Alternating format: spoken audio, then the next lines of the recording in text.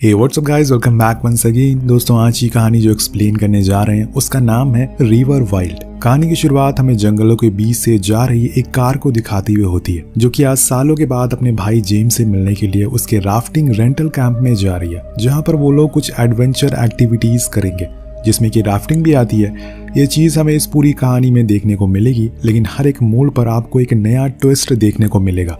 लेकिन आपको जरूर बता दूं कि आज ये लोग पास वाली नदी में ही राफ्टिंग करने वाले हैं और फिर अगले दिन थोड़ा और आगे जाएंगे।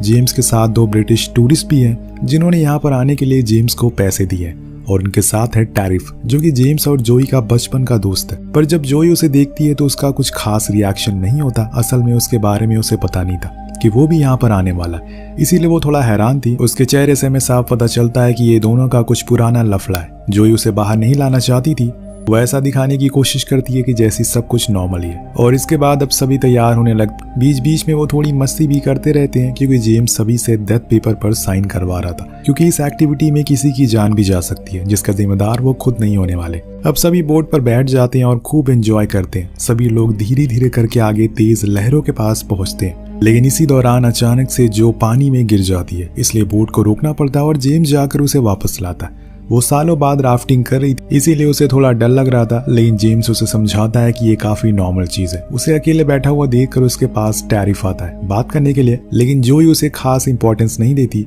उसकी वजह से वो वहां से चला जाता है। इसके बाद सभी लोग रात के लिए टेंट लगाना शुरू करते हैं। टेंट के बाद सभी लोग साथ में बैठते हैं और अपनी अपनी कहानियों के बारे में बताने लगते हैं, जो कुछ भी उन्होंने अभी तक जिंदगी में एक्सपीरियंस किया है। जो बताती है कि वो भी एक डॉक्टर, उसने बहुत से लोगों से बात की और देखा है जो कि खुश नहीं है। उन्हें बस हमेशा लड़ाई झगड़े में मजा आता है, जो कि मुझे बिल्कुल अच्छा नहीं लगता। मुझे शांति अच्छी लगती है। मेरा एक बॉयफ्रेंड भी था, वो भी डॉक्टर था, लेकिन कुछ सालों पहले हम अलग हो गए। जिसके बाद वेंट और केन भी बताते हैं कि वो कुछ महीने पहले एक जगह पर गए थे राफ्टिंग करने के लिए। वो उनकी जिंदगी का सबसे अच्छा एक्सपीरियंस था, जो कि वो कभी भूलने वाले नहीं है। जिसके बाद जेम्स भी कुछ शेयर करता है, लेकिन टैरिफ कुछ भी नहीं कहता और चुपचाप स्मोक करता रहता है। वो किसी को कुछ बताना ही नहीं चाहता था। ऐसा लग रहा है कि वो बहुत सी चीजें छुपा रहा है। खैर, अब काफी रात हो जाती है और सभी लोग सोने के लिए चले जाते हैं। वेन टॉयलेट के लिए जंगल में जाती है। इधर जोई सोने के लिए ब्लैंकेट खोलती है, लेकिन तभी जंगल से वेंट की चीखने की आवाज आती है। सभी वहां पर भागते हुए जाते हैं। वहां पर उन्हें टैरिफ पहले से ही खड़ा मिलता है, जो कि थोड़ा सा अजीब था। सभी टॉर्च जलाते हैं तो उन्हें पता चलता है कि वेंट के सर में फ्रैक्चर हो गया है और बहुत ही ज्यादा खून बह रहा है, क्योंकि पास में ही पड़े हुए पत्थर पर वो गिर गई थी। जोई डॉक्टर है तो वो उसे थोड़ा सहारा देती है और कुछ दवाइयां भी देती है, जिससे उसे थोड़ा दर्द कम हो। उसे कहीं न कहीं टैरिफ पर शक, क्योंकि जब से वो यहाँ पर आई है वो यही खड़ा था, यानी कि उसे वेंट की आवाज सबसे पहले आई होगी। वो टैरिफ को सैटेलाइट फोन को लेने के लिए भेज देती है और फिर वेंट से पूछती है कि असल में यहाँ पर क्या हुआ था। वो बताती है कि वो उसके साथ जबरदस्ती कर रहा था। जब मैंने उसे मना किया तो उसने मुझे धक्का दे दिया। तभी वहाँ जेम्स और टैरिफ दोनों आते हैं और बताते हैं कि सैटेलाइट फोन में बैटरी खत्म हो गई। तो जोई झूठ बोलती है कि इसके पास सिर्फ 2 ही घंटे बचे हुए हैं, हमें जितनी जल्दी हो सके इसे ट्रीटमेंट देना होगा, वरना कुछ अनहोनी हो सकती है। अब ये सुनकर जेम्स डर जाता और सभी को बोट के पास चलने को कहता है। उन्हें सबसे पहले पास वाले फॉरेस्ट रेंजर के पास जाना होगा, जहाँ पर वो एयर एम्बुलेंस के जरिए वेंट को सिटी ले जाएंगे, तभी वो बच सकती है। यहाँ उनके पास 2 रास्ते थे, या तो वो पैदल जंगल के बीच से होते हुए स्टेशन के पास जाएं, या फिर वो लोग नदी के रास्ते से आगे बढ़ें, जो कि शॉर्टकट है। सभी नदी वाले रास्ते को चुनते हैं और उनके पास बोट भी मौजूद थी और सारे राफ्टिंग इक्विपमेंट भी। इसीलिए सभी वेंट को बोट पर बैठाते हैं, लेकिन पानी का बहाव तेज है और अंधेरा भी बहुत ज्यादा है, इसीलिए उन्हें ऐसे राफ्ट चलाने में बहुत मुश्किल हो रही है। लेकिन उन्हें ये करना ही होगा, क्योंकि वेंट के पास समय बहुत कम है। अभी तक जोई ने जेम्स को टैरिफ के बारे में कुछ भी बताया नहीं है। उसे लगता है कि अगर उसने ये सब किया है तो वो उन्हें रोकने के लिए कुछ न कुछ जरूर करेगा, और उसे इस बात की पूरी कंफर्मेशन है। वेल, यहाँ पर हमें एक और चीज पता चलती है कि अभी इस समय पर टैरिफ बेल पर है। उसे चोरी और कई जुर्म के लिए जेल भी जाना पड़ा है, जिसकी सजा अभी तक पूरी नहीं हुई है। और ये बात जब जोई को पता चलती है तो वो उसे और ज्यादा डर जाती है, इसीलिए उसे अभी तक उससे कोई बात नहीं की। अब वो लोग इस अंधेरे में बोट को और आगे लेकर जा रहे थे, लेकिन तभी बीच में पानी का बहाव काफी तेज हो जाता है। जिस बात का डर था वही होता है। बोट असल में पलट जाती है और सभी लोग पानी में गिर जाते हैं, जिसमें कि वेंट मिसिंग थी। एक तो पहले से अंधेरा था, ऊपर से एक और मुसीबत। सभी बहुत परेशान थे, लेकिन जोई को अहम मौके पर वेंट पानी में मिल जाती है। वो फौरन उसे लेकर ऊपर आती है, लेकिन वो बेहोश हो चुकी थी।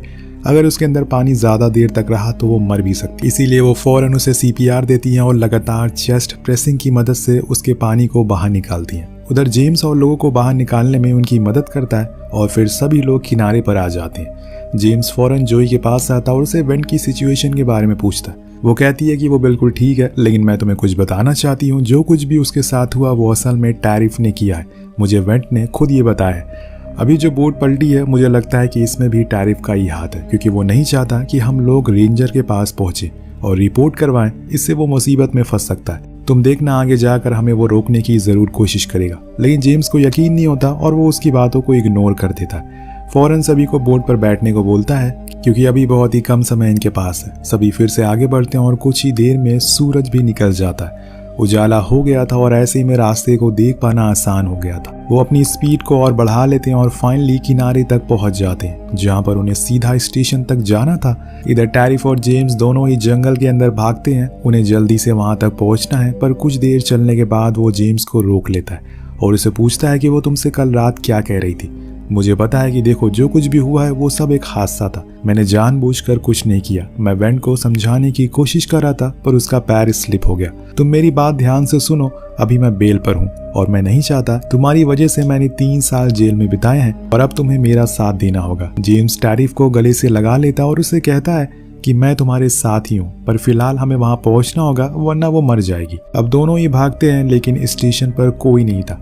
वो कुछ देर बाहर खड़े होकर इंतजार करते हैं। तभी एक रेंजर वहां आता है और जेम्स उसे अपने हालातों के बारे में बताता है और फौरन एक चॉपर लाने को बोलता है। लेकिन अंदर जाने के कुछ ही समय बाद टैरिफ को पता नहीं क्या हो जाता है, वो रेंजर को कॉल ही करने नहीं देता। उसका कहना था कि वो पहले वेंट को किसी नजदीक वाले हॉस्पिटल में लेकर जाएंगे और इससे वो किसी भी पुलिस केस में इन्वॉल्व नहीं होगा। लेकिन रेंजर कहता है कि ये प्रोटोकॉल के खिलाफ है, इससे तुम्हारे दोस्त की जान भी जा सकती है। लेकिन टैरिफ झूठ कहता है। वो उसे समझाता है कि इससे जेम्स की रेंटल राफ्टिंग कैंप की रेपुटेशन खराब हो जाएगी, इसलिए तुम ऐसा मत करो। लेकिन रेंजर नहीं मानता और वो उससे प्रति अग्रेसिव हो जाता है, जो बात रेंजर को पसंद नहीं आती और उसे कहीं ना कहीं कुछ गड़बड़ लगने लगती है। इसीलिए वो अपनी पिस्तल निकाल कर उस पर पॉइंट कर देता है। जेम्स घबरा जाता है, ये चीज तो बद से बदतर होने लगी है। वो रेंजर की बंदूक उससे ले लेता है और गलती से ट्रिगर को दबा देता है, जिसके बाद बहुत अफसोस होता है उसे। लेकिन अब क्या फायदा, खेल तो खराब हो चुका है। अब वो खुद को मारने की भी कोशिश करता है, लेकिन ऐसा नहीं कर पाता। वो रेंजर मर चुका था, उसके ऊपर पहले से ही 2 अपराध के चार्जेस लगे हुए हैं, अब ये तीसरा भी हो गया। इसीलिए वो भागने का सोचता है, जिसके लिए वो नदी का सहारा लेगा और कनाडा के बॉर्डर को उसी नदी से पार कर देगा, जहां से उसे पकड़ पाना मुश्किल हो जाएगा। लेकिन इसमें समय लगने वाला है, पर सबसे पहले तो उन्हें उस रेंजर की बॉडी को ठिकाने लगाना होगा। वो जेम्स को बंदूक दिखाते हुए कहता है कि इस लाश को किसी और कार में डाल दो। वो मजबूर था और इसीलिए उसका कहना उसे मानना पड़ता है, जिसके बाद दोनों ही उसे खाई में धक्का दे देते, जिससे ऐसा लगे कि ये एक हादसा था, किसी को उन पर शक न हो। इसके बाद वो बंदूक को लेकर बोट के पास जाता है और वहाँ सभी इस चीज को देखकर डर जाते हैं। जेम्स उन्हें बताता है कि इसने पुलिस वाले को मार दिया है, इसीलिए अब वेंट के लिए कोई भी मदद नहीं आने वाली है, जिसका ये साफ मतलब था कि ये उसकी मौत तय है। सभी को वो बैठने को बोलता है और बोट को कनाडा बॉर्डर की ओर ले जाने के लिए कहता है, जो कि यहाँ से थोड़ी ही दूरी पर है। लेकिन उसके लिए इन्हें और लोगों की जरूरत पड़ेगी। इतने में इतनी दूर एक बारी में पैडल नहीं कर सकते, पर टैरिफ को कोई फर्क नहीं पड़ता। उसे अब फिर से जेल नहीं जाना है, इसीलिए वो ऐसा कर रहा है। कुछ ही समय के बाद वेंट अपना दम तोड़ देती है। अब जो उसकी आंखों को बंद कर देती है, उसके अंदर तो बहुत ही ज्यादा गुस्सा था, लेकिन अभी इस समय वो कुछ कर नहीं सकती। उसे तो पहले से ही टैरिफ पर शक था, लेकिन किसी ने उसकी बात पर यकीन नहीं किया। आगे जाने पर उन्हें एक ब्रिज दिखाई देता है, जिसके ऊपर एक बंदा अकेले आगे जा रहा था, जो बड़ी ही चालाकी से एक मिरर की मदद से उसकी ओर रिफ्लेक्शन करती है ताकि वो इन्हें देख ले। उसका प्लान कामयाब भी होता है और वो इन्हें देख भी लेता है, जिसे देखकर टैरिफ बहुत डर जाता है और वो उससे झूठ बोलता है कि ये बस बीमार हो गई है, हमारे पास एक डॉक्टर भी है जो देखभाल कर रही है इसकी, टेंशन की कोई बात नहीं है। लेकिन ऊपर से साफ दिखाई दे रहा था कि बोट में एक मरी हुई लड़की रखी हुई है और यही बात टैरिफ को खाए जा रही थी। उसे यकीन था कि वो आदमी आगे जाकर किसी न किसी को जरूर बताएगा, इसीलिए वो सभी से कहता है कि मुझे आज के आज कनाडा बॉर्डर तक जाना है, कैसे भी करके मुझे वहां ले चलो। लेकिन जेम्स कहता है कि हमारी बोट पर वजन ज्यादा है, इसलिए स्पीड से चला पाना इसे आसान नहीं है। तो टैरिफ कहता है कि ठीक है, वेंट को दफना दो, जिसके लिए सभी मान जाते हैं और फिर किनारे पर ही वेंट को दफना दिया जाता है। जिसके बाद वो लोग फिर से बोट की तरफ जाने लगते हैं, लेकिन कुछ ही देर में अंधेरा हो जाता है। ऐसे में राफ्ट को चलाना आसान नहीं है, इसीलिए वो सभी डिसाइड करते हैं कि वो आज यहीं पर ठहरेंगे। बीच रास्ते में चलते हुए टैरिफ जो से कहता है कि तुम्हें पता है, मैंने ये सब तुम्हारे लिए किया है ताकि तुम किसी भी चक्कर में ना फंसो, क्या तुम्हें कुछ पता है? अगर नहीं पता तो मैं तुम्हें बता दूं। मैं 3 साल तक जेल में रहा था सिर्फ तुम्हारे भाई के चक्कर में। वो सालों पहले एक स्मगलर के साथ काम किया करता था और बड़े बड़े लोगों को गांजा जैसी चीजें सप्लाई करता था, लेकिन मैं इन सब चीजों से दूर था। पर उसने मुझे पैसों का लालच दिया और मुझे भी इन सब चक्करों में फंसा दिया और उसके सारे गुनाहों को मैंने अपने सर ले लिया और 3 साल जेल में रहा। ये सब सुनकर जोई को तो यकीन ही नहीं होता। उसने इन सब चीज़ों के बारे में कुछ पता ही नहीं होता, पर उसे अभी भी टैरिफ पर गुस्सा आ रहा था क्योंकि उसकी वजह से वेंट की जान गई। अब रात हो जाती है और वो सभी को पेड़ से बांध देता और सोने को कहता है क्योंकि उन्हें कल कैसे भी करके यहाँ से निकलना है और कनाडा जाना है। लेकिन यहाँ जोई के दिमाग में वही बात घूम रही थी जो उसे टैरिफ ने बताई थी। इसीलिए वो अपने भाई से पूछती है तो वो बताता है कि उस समय वो नशे में रहा करता था और ज़्यादातर गलत लोगों के साथ उठता बैठता था। उसे कुछ पता नहीं है वो क्या कर रहा है। जोई कहती है कि तुम्हें पता है जब मैं 15 साल की थी तो टैरिफ ने मेरे साथ छेड़छाड़ किया था।